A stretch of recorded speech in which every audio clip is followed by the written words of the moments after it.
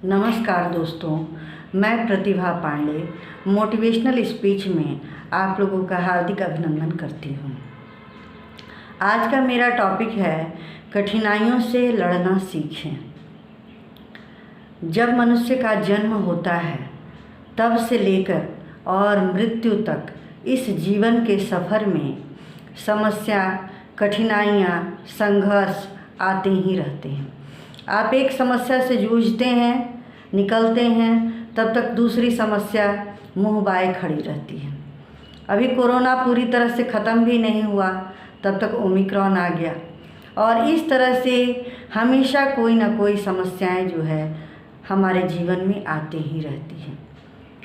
तो इसको जानने के लिए सबसे ज़्यादा अगर हम गंगा नदी का उदाहरण लें तो हम लोगों को बल मिलता है।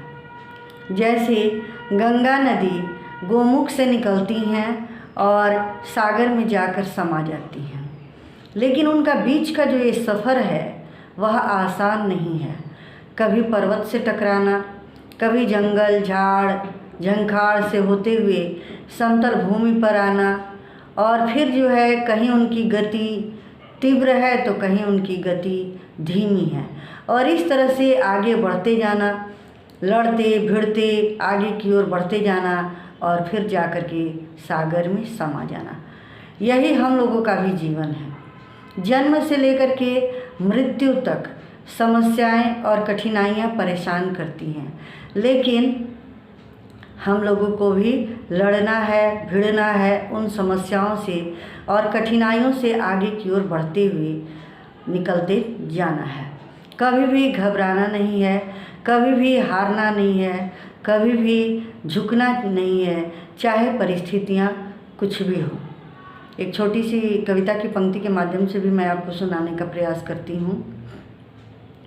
राही चलता चल, राही चलता चल, तू अपनी राह बनाता चल, तू तो राही चलता चल, चाहे पर्वत रास्ता रोके, चाहे नदिया की हो धार, तू तो राही राह बनाकर अपनी राह पे चलता चल, राही चलता चल, राही चलता चल।